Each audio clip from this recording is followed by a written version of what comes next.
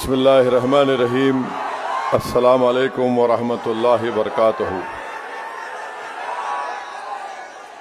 अज़ीज़ान मिल्लत इस्लामिया, बुज़ुर्गान दीन, इज़्ज़तदार माँ और बहनों, मेरे गयूर नौजवान साथियों, पसे पर्दा बैठकर सुनने वाली मेरी माँ और बहनों, शहनशीन पर तशरीफ़ फरमा जनाब मसूद सेठ साहब, फिरोज़ लाला साहब, सैयद मोइन साहब, तेलंगाना के मजलिस इत्तेहादुल मुस्लिमीन के रुकन असम्बली जनाब कौसर मोइनुद्दीन साहब, मजलिस इत्तेहादुल मुस्लिमीन के तमाम उम्मीदवार, मैं सबसे पहले आप तमाम का दिल की गहराइयों से शुक्रिया अदा करता हूं कि आपने अपना कीमती वक्त निकाल कर आज मजलिस इत्तेहादुल मुस्लिमीन के नांदेड़ के बल्दी इंतखाबात के सिलसिले में मुनक़्क़द की जाने वाली इंतखाबी जलसे में आपने शिरकत की। आपका बेहद शुक्रिया। और अल्हम्दुलिल्लाह ये जगह देगलूर नाका हमेशा मजलिस इत्तेहादुल मुस्लिमीन के यहाँ पर कामयाबी से जलसे होते आए हैं। मैं आपसे सिर्फ ये अपील करने के लिए आया हूँ, गुजारिश कर रहा हूँ कि 15 जनवरी के दिन आप अपने वोट का इस्तेमाल मजलिस इत्तेहादुल मुस्लिमीन के इंतखाबी निशान पतंग के निशान पर बटन दबाकर आप मजलिस को कामयाब करिए। और आपका एक एक वोट ना सिर्फ आपके इत्तेहाद को और मजबूत करेगा, आपका एक एक वोट ना सिर्फ आपकी सियासी ताकत में इजाफा करेगा नांदेड़ में, बल्कि मुझे पूरा यकीन है कि नांदेड़ की आवाम के लिए अगर आप यहाँ से मजलिस के 30 से ज़ायद उम्मीदवारों को कामयाब करेंगे तो यकीनन इंशाअल्लाह ताला नांदेड़ से मजलिस का मेयर ज़रूर बनेगा। और उसको बनाने के लिए हम तमाम को मुत्तहिदा अपने एक एक वोट का इस्तेमाल करना पड़ेगा। आपको ये नहीं देखना है कि मजलिस का उम्मीदवार कौन है, आपको ये देखना है कि मेरी मताए अजीज मजलिस इत्तेहादुल मुस्लिमीन है और पतंग के निशान पर आपको बटन दबाकर नांदेड़ के एक रोशन मुस्तकबिल के लिए मेरी आपसे एक अपील है कि मजलिस को कामयाब करिए। मेरे अजीज दोस्तों और बुजुर्गों, मैंने सुना कि यहाँ के महाराष्ट्र के साबिक़ा चीफ मिनिस्टर जनाब अशोक राव चौहान साहब ने ये कहा कि उनका ख़ानदान पिछले 70 साल से नांदेड़ की खिदमत कर रहा है। और फिर अशोक राव साहब ने ये भी कहा कि नरेंद्र मोदी जो है, क्या कहा उनको, मोदी को कहा कि वो एक बहुत बड़ा इंजन है और अपने आप को उन्होंने कहा कि मैं छोटा इंजन हूं। मैं जरा देख के बोलता हूं क्या बोले मोदी को।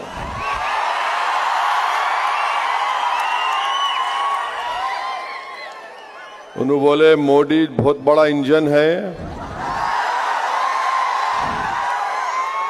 नहीं, मोदी इस मुल्क का बड़ा पावर हाउस बोले,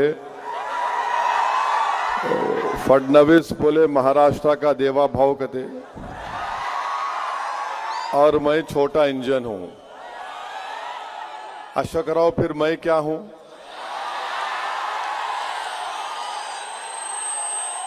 ये समझ में नहीं आ रहा। उनको पावर हाउस, उनको देवा भाव, मैं छोटा इंजन।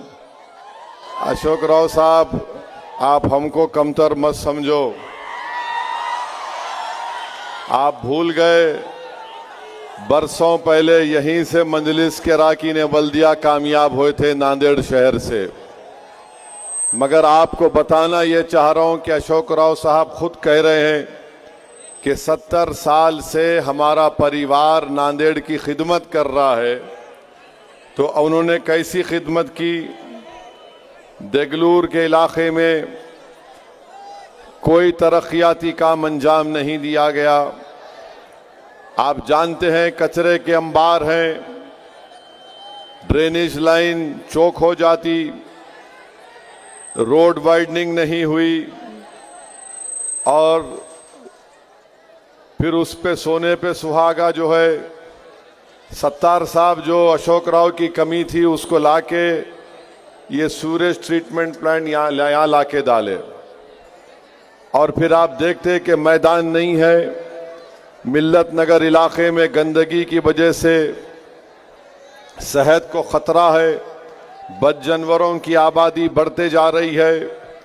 बारिश थोड़ी हुई तो तालाब बन जाता है। मिल्लत नगर का रास्ता बनता नहीं है। बच्चे बूढ़े हो गए, बूढ़े दुनिया से चले गए, मगर मिल्लत नगर की रोड अभी बन रही। मुस्लिम इलाके में छोटे छोटे खांचा फरोश को पुलिस की तरफ से रोका जाता, मगर हजरत पुलिस माशाल्लाह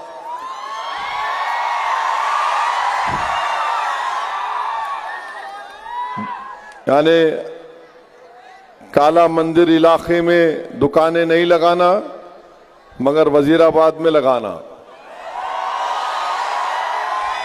लगता है इनके ससुराल है वहां पे। पूरा करीब आ गए, 70 सेठ आ गए, सब आ गए, हमारे पुराने साथी भी आ गए। वाकई में इन लोगों को देखकर मुझे बड़ी खुशी भी हुई और मैं अल्लाह से दुआ करूंगा कि हम लोग अपनी जिंदगी का ये सफर जब तक अल्लाह जिंदा रखेगा हम मजलिस की कामयाबी के लिए और नांदेड़ को मजबूत करने के लिए वफ़ करेंगे इंशाअल्लाह।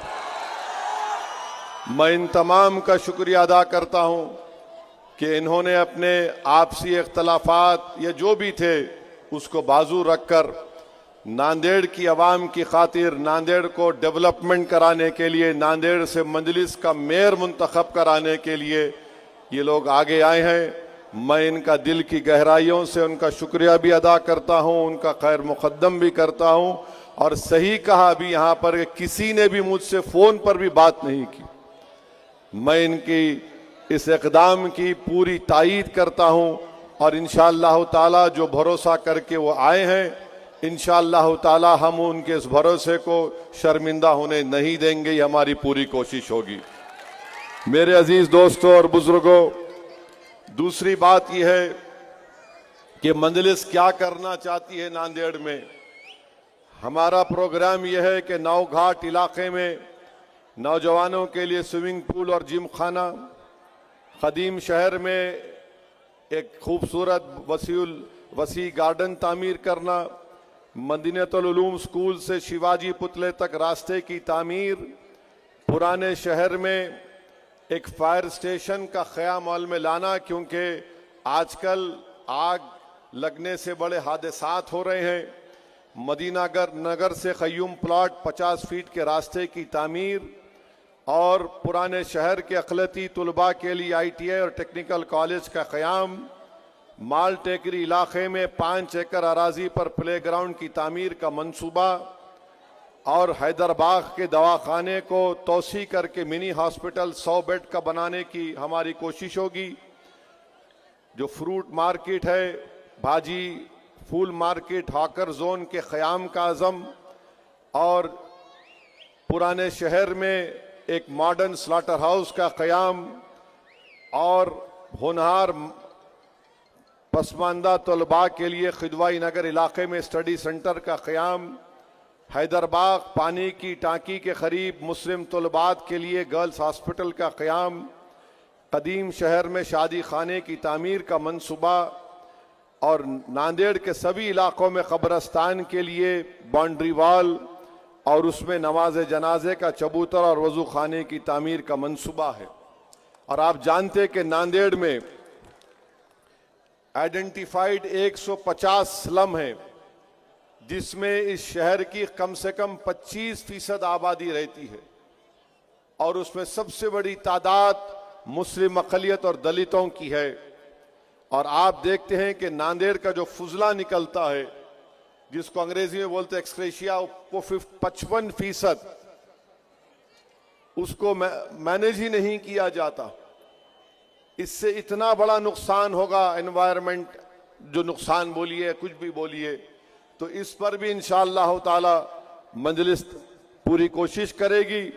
और साथ ही साथ मेरे को मालूम हुआ कि कॉल रिकॉर्डिंग चल रही है अशोक राव की,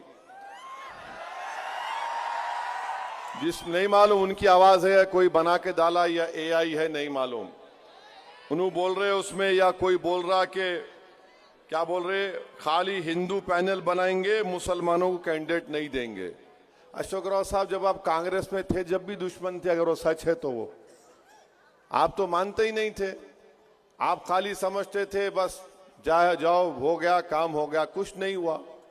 अगर 70 साल से आपकी परिवार नांदेड़ की खिदमत कर रहे हैं, तो कभी आप अपने घर से निकल के यहाँ चलो, हमारे साथ चल के देखो कैसी जिंदगी हम गुजार रहे हैं, कितनी गंदगी है यहाँ पर। मेरे अजीज दोस्तों और बुजुर्गों, मैं आपको ये वादा कर रहा हूँ कि इंशाअल्लाह ताला नांदेड़ से मजलिस इत्तेहादुल मुस्लिमीन के मेयर को मुंतखब करिए।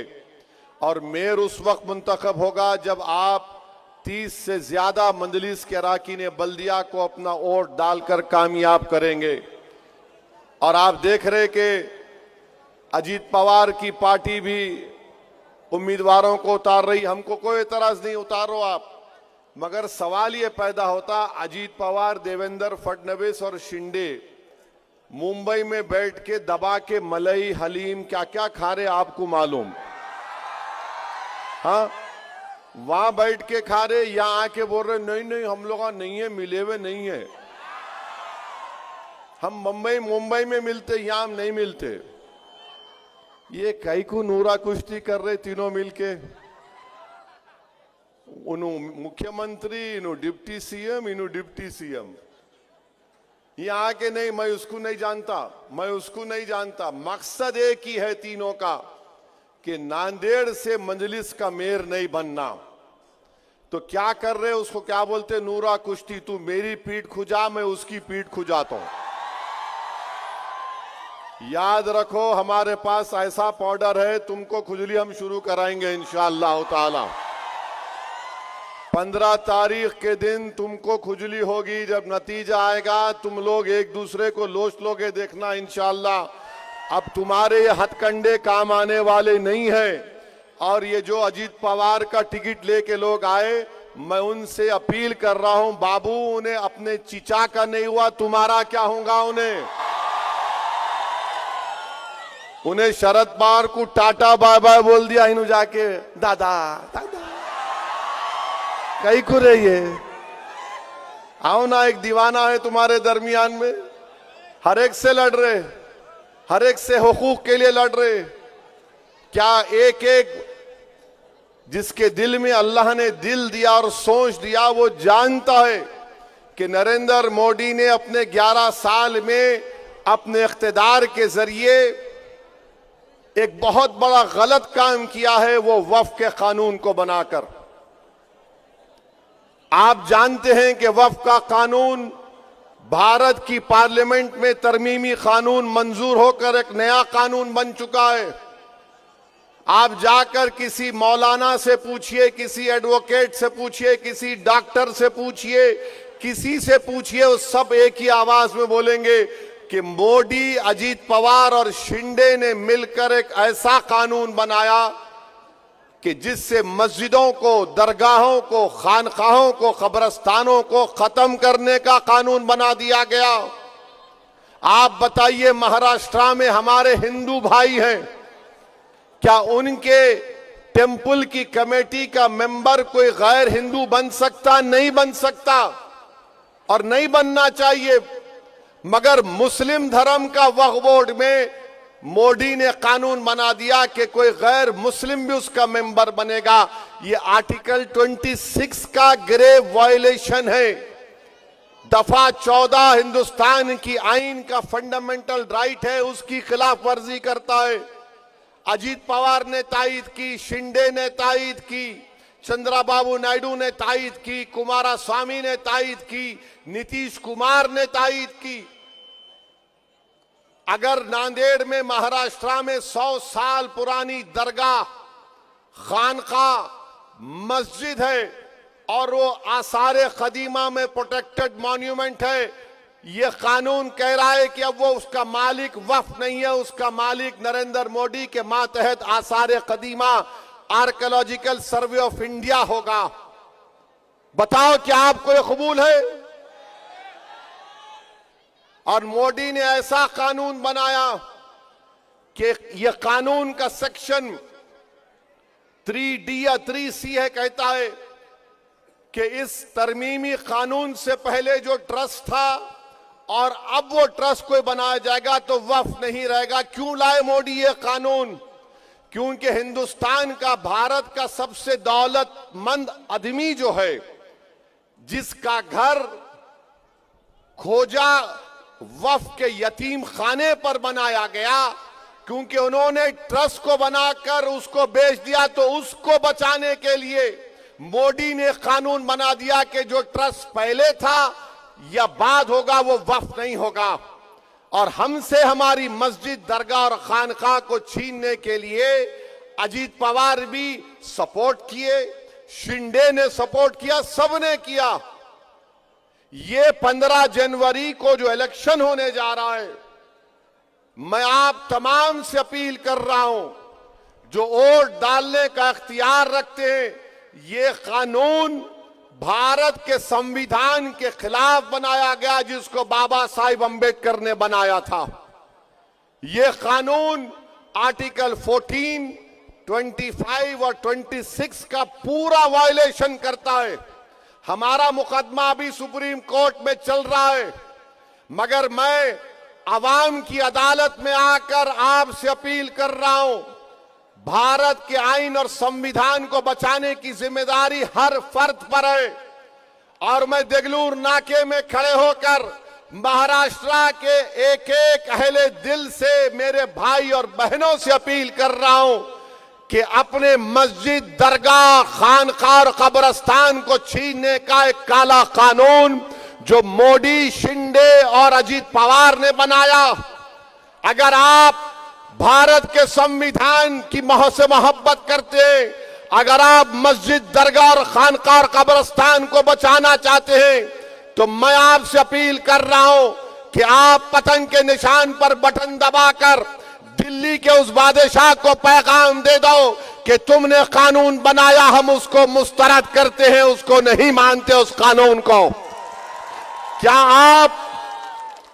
आप 15 तारीख को वक्फ के काले कानून के खिलाफ मजलिस को देंगे या नहीं देंगे? हाथ उठाकर बताइए। मस्जिद, दरगाह, खानका को बचाने के लिए पतंग पर बटन दबेगा तो सुन लो, अजीत पवार, अशोक राव, नरेंद्र मोदी, शिंदे और कांग्रेस वालों, अगर कांग्रेस के लोग हिम्मत है तो बोलो मेरी जबान में, मगर नहीं बोलेंगे। सेकुलरिज्म का झूठा ये जो चेहरा ओढ़कर कांग्रेस आती है और सिर्फ तनकीद हम पर किया जाता है। अफसोस होता है सत्तार साहब, अब्दुल सत्तार साहब, आप पर कि आज आप हमको उंगली उठाते हैं, हम पर तनकीद करते हैं। अरे सत्तार साहब, अगर तुम मेरा एहसान नहीं मानते तो कम से कम तुम ये तो जानते ना कि मैंने लाला को तुम्हारे खिलाफ नहीं खड़ाया था ताकि तुम जीत जाओ। सत्तार साहब, अब्दुल सत्तार साहब, और ज्यादा बोलूंगा ना तो तुम घर से निकलना बंद हो जाएगा। जावेर साहब भैंसे के जानते हैं, मैं भी चाहता था कि कोई मुसलमान जीत जाए, मगर आज आप हमको ही आईनादिक उंगली उठा रहे हैं। सत्तार साहब ऐसा मत करो, आप ये जबान बहुत लंबी है, तुम्हारे सियासी बाप के खिलाफ बोलती है। आप एहसान फरामोशी करना चाहते हैं, कर लो, मुझे उसकी कोई फिक्र नहीं, मगर मैं नहीं बोलना चाह रहा था। तुमने मेरी जमात पर तनकीद की। बी टीम अरे तुमको तो छोड़ दिए थे ना, तुम नहीं जीते तो मैं क्या करूं। आप जानते पार्लियामेंट का इलेक्शन हुआ, यहां का एमपी कौन सी पार्टी का है बोलो? कौन सी पार्टी का एमपी है नांदेड़ का? किसका है? किसको वोट दिए तुम? असेंबली में किसको वोट दिए? सत्तार को वोट दिए नहीं दिए? कितने लोग वोट दिए? हाथ उठाओ। शर्मानों को उन्होंने कई को हार गए, कई को हारे उन्होंने। कौन उनको वोट नहीं दिए? अरे शर्मानों को जी, कौन वोट नहीं दिया उनको? उन्होंने मेरे को बोल रहे। सत्तार साहब मालूम मैं दूल्हे भाई हूं,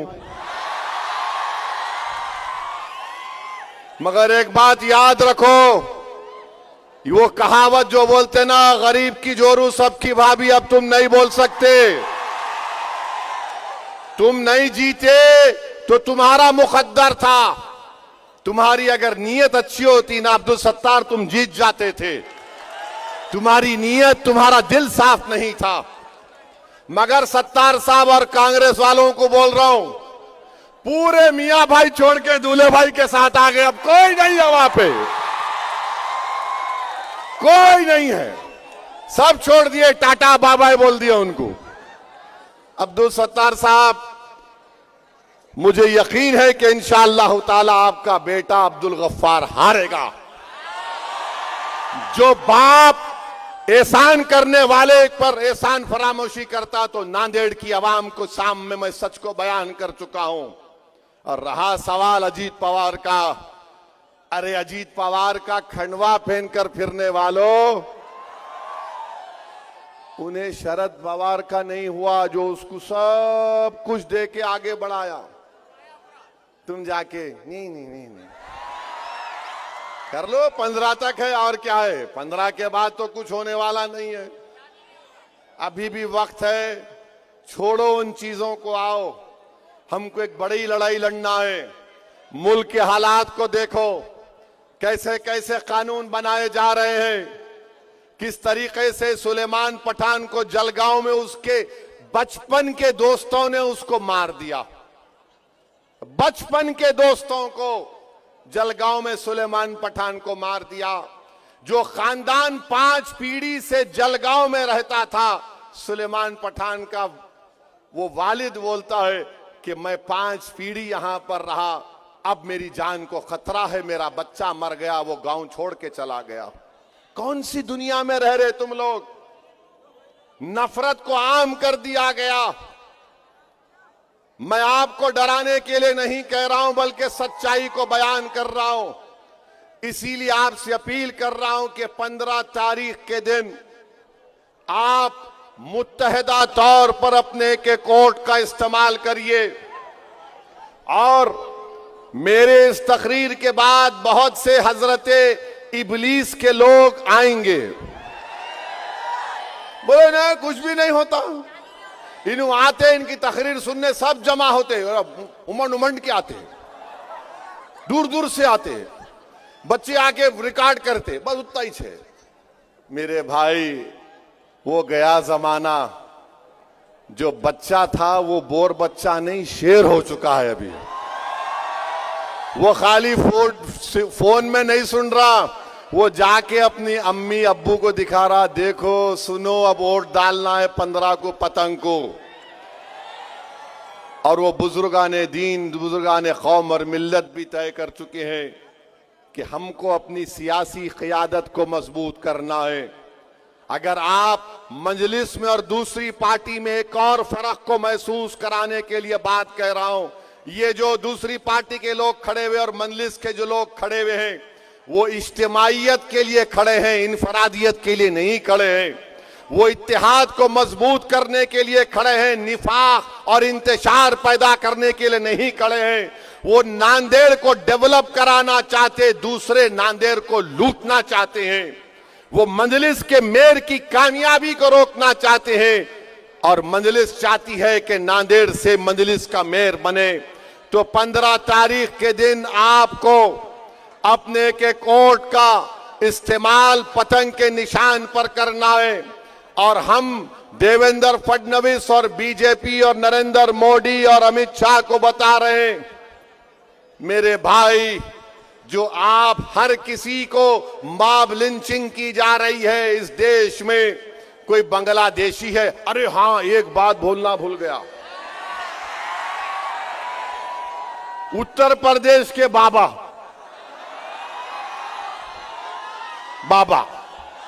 मुख्यमंत्री, उन्होंने जो है पूरे साइंटिस्ट को घर में बिठा लिए, पूरे माने दुनिया का साइंटिस्ट उनको देख के सर को हाथ लगा के बोल रहा, अब हमारी पूरी मेहनत गारत हो गई।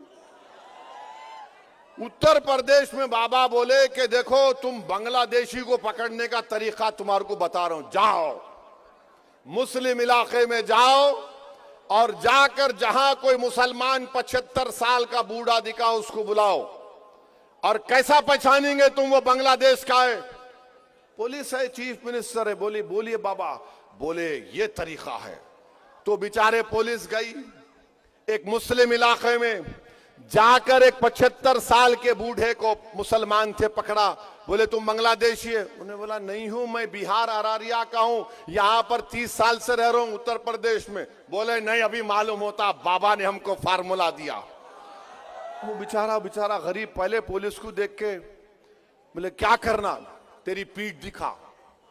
तो वो डीवाईएसपी साहब है, सुना, एसीपी है, उन्होंने फोन लेके पीठ पे रखे हुए, देख तेरे पीठ पे फोन रख दिया, फोन बोल रहा तू बांग्लादेश का है। अब बाबा भी क्या दिमाग पाए हैं। माने अब तो बीएसएफ की जरूरत नहीं है, बॉर्डर फोर्स की, बस फोन पीठ पे रखना, फोन बोलता है ना बांग्लादेशी है। बाबा किसी के सर पे रखे तो बोलता दिमाग है नहीं है, बोलो हमको। ये हुआ, मजाक नहीं हुआ, ये पीठ पे रख के बेचारे गरीब के बोल रहे तू बांग्लादेशी है, बोल। क्या हाल करके रख दिया आप इस देश का। मेरे अजीज दोस्तों और बुजुर्गों, मैं आपसे अपील कर रहा हूं, ऐसे दौर में हमको अपने छोटे छोटे इख्तलाफात को बाजू रखकर अपनी क़यादत को, अपनी लीडरशिप को मजबूत करना है। और रहा सवाल कांग्रेस का, तो मेरे भाई, मुंबई में ट्रेन ब्लास्ट हुआ था, कांग्रेस की हुकूमत थी, 19 साल 11 मुसलमानों को जेल में रखा गया। उसमें से एक मुसलमान अंसारी साहब की मौत हो गई। 19 साल जेल में रहने के बाद बॉम्बे हाई कोर्ट ने कहा कि बेकसूर है। 185 लोग भारत के शहरी उसमें मारे गए। बताओ कौन किया बॉम्ब ब्लास्ट वो? और कांग्रेस वालों बताओ, उन 11 लोगों के 19 साल कौन वापिस करेगा? मैं एक शख्स से मुलाकात किया दारुस्सलाम में, वो मुझसे कहा कि मेरी बेटी अपनी मां की गोद में थी और मैं जब जेल से निकला हूं तो मेरी बेटी जवान हो चुकी। कौन इसका हिसाब देगा?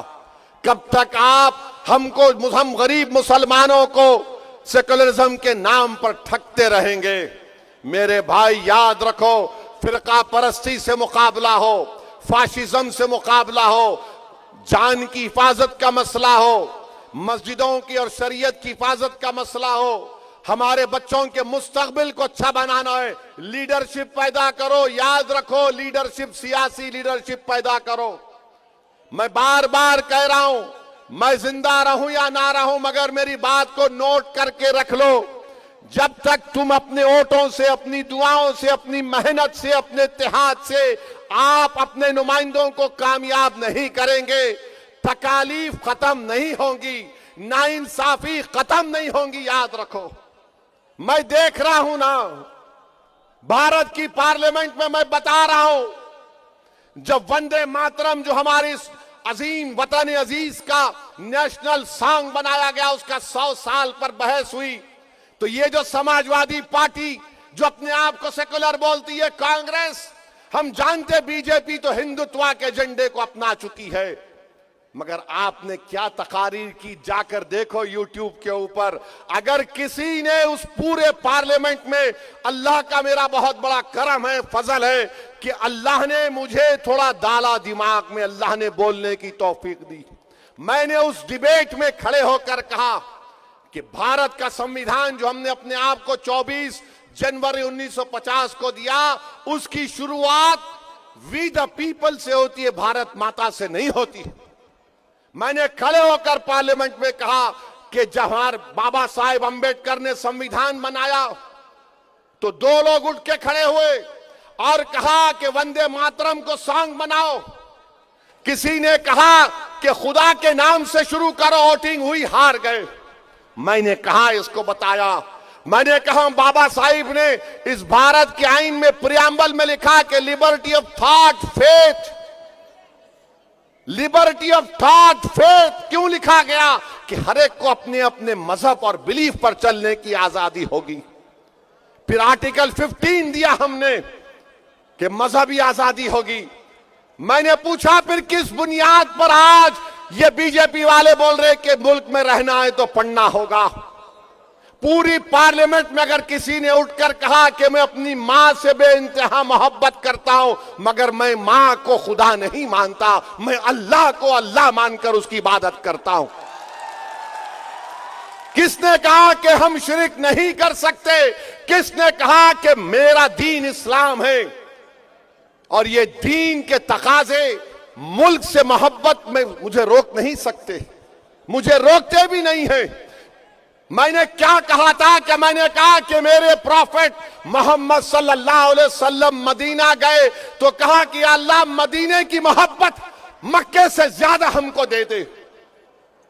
किसने कहा था इय्याका नाबुदु व इय्याका नस्तईन? किसने कहा कि हम शिरक नहीं कर सकते, ना कभी करेंगे, मगर भारत से मोहब्बत करते थे और करते रहेंगे? ये लोग कहां थे? ये लोग जो आज गालियां देते हैं मुझे, क्या क्या बोलते हैं अल्लाह को मालूम, मगर मुझे कोई फर्क नहीं पड़ता। जितना तुम बोलोगे मेरे हौसले उतने ज्यादा बुलंद होंगे, क्योंकि मरना तो सबको है, एक दिन मरना तो हर एक को है। और जो लोग बोल रहे नहीं महाराष्ट्र में, औरंगाबाद में, फुला, अरे भाई छोड़ो। मैं जब बिहार गया था तो बिहार में एयरपोर्ट पर मुझे एक साहब मिले, बोले हैदराबाद एयरपोर्ट भी जा रहे थे बिहार, बोले आप कहां जा रहे? मैं बोला बागडोरा जा रहा हूं, बागडोरा से किशनगंज जा रहा हूं। बोले क्यों जा रहे आप? मैं बोला इलेक्शन लड़ रही हमारी पार्टी। अरे क्या वैसी साहब, इन्हों कैसा शुरू करते, देखो आप इतने पढ़े लिखे, आप बेहतरीन बाहर से पढ़ के आए। मिला ए रुको, तुम पढ़े लिखे नहीं है क्या? मिला ये क्या हिमाकत है पढ़े लिखे? मिला पढ़े लिखे होने की, कोई पढ़ा लिखा हो ना हो, अल्लाह उसको अक्ल सलीम देता, कॉमन सेंस। मतलब बोलना क्या चाह रहे? नहीं आप मत जाओ, कुछ भी नहीं होने वाला है वहां पे। अब के गठबंधन, मतलब क्या गठबंधन है ये तुम्हारा? नहीं वो तेजस्वी और कांग्रेस और फुला पार्टी। मैं बोला आप जीत रहे क्या? देखिए, बोले देखिए हम सच बोल रहे आपको, हम जीत रहे, आप तो हारेंगे। मतलब किस बुनियाद पे बोल रहे आप? अरे भाई हम तो हवा देख रहे, हम तो महसूस कर रहे। मिला ए रुको, मिला बहुत बात कर लिया तुम्हारे से, अब सुनो, मैं आपको गारंटी से बोल रहा हूं इंशाअल्लाह ताला मजलिस इलेक्शन लड़ रही है और सीमांचल की जनता ने फैसला कर लिया, बिहार की जनता ने फैसला कर लिया, बिहार के मुसलमानों ने फैसला कर लिया कि मजलिस को डालेंगे। और मैंने कहा ये मेरा नंबर तुमको दे रहा हूं, तुम्हारा नंबर मेरे को दो, और जब नतीजा आएगा मैं तुमको बताऊंगा, हम जीतेंगे। बोले ओसी साहब आप किस बुनियाद पे बोल रहे? मैं अल्लाह पे भरोसा करके बोल रहा हूं, रब्बे करीम हमको कामयाब करेगा इंशाअल्लाह। मैं आपको भरोसा दिला रहा हूं कि इंशाअल्लाह ताला औरंगाबाद हो, मालेगांव हो, नांदेड़ हो, धुलिया हो, परभनी हो, अहमदनगर हो, इंशाअल्लाह ताला चाहे वो अबू आसिम की कॉन्स्टिट्यूंसी हो, मजलिस कामयाब होगी, पतंग के ऊपर बटन दबेगा इंशाअल्लाह। तो मेरे अजीज दोस्तों और बुजुर्गों, मजलिस को मजबूत करिए। आप ही ने मजलिस को यहां से एक बड़ी ताकत आपने बख्शी थी, जिससे हमने कामयाबी के साथ अब तक महाराष्ट्र में अपना सियासी सफर तय कर रहे हैं। एक एक वोट को जाय होने मत दो, एक एक वोट को इस्तेमाल करो। डरने और घबराने की जरूरत नहीं है। मैं हमारी मां और बहनों से भी अपील कर रहा हूं कि आप अपने वोट का इस्तेमाल करिए। हमारे नौजवानों से बोल रहा हूं, उस दिन पहले वोट अपने वालिद का, अपनी मां का ले जाके दलाओ। हमारे नौजवानों से अपील कर रहा हूं कि आप, आपकी अहलिया पहले जाइए वोट डालने के लिए। और अपने जो लोग शादीशुदा, उनसे अपील कर रहा हूं, जरा उस दिन जरा अपनी बेगम पे ज्यादा थोड़ा लिख जाके पहले वोट डालो, वोट डाल के आना। मगर बिहार का एक वाकया बताता हूं मैं आपको। इलेक्शन हो गया, मैं शुक्रिया अदा करने को गया, तो एक गांव से हम एयरपोर्ट जा रहा था, या एयरपोर्ट के करीब क्या कहीं पर, मुझे 5 औरतें मिली। बोली, ओवैसी साहब, हमारा घर कट्टर लालू का सपोर्टर है। मैंने अच्छा, फिर क्या हुआ? बोले, क्या हुआ मालूम? हमारे घर के लोग बोल रहे लैंटीन को वोट दो। हम सब महिला खामोश थे। हम लोग 5 लोग जाकर तुम्हारी पतंग पर बटन दबा के दुआ करके आ गए। ये बात सच है।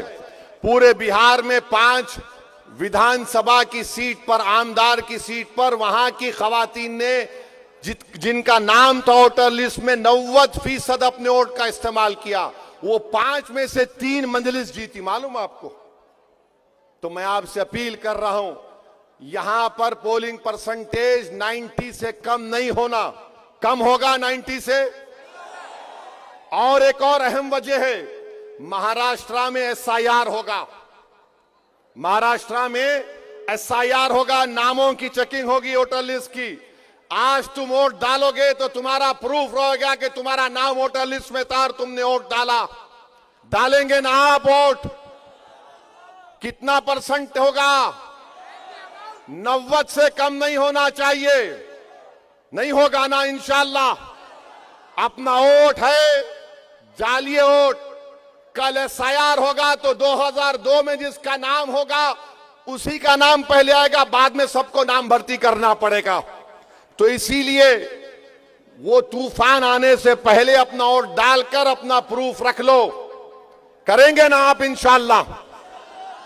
हाथ उठाकर जवाब दीजिए। 90% पोलिंग होगी? होगी ना?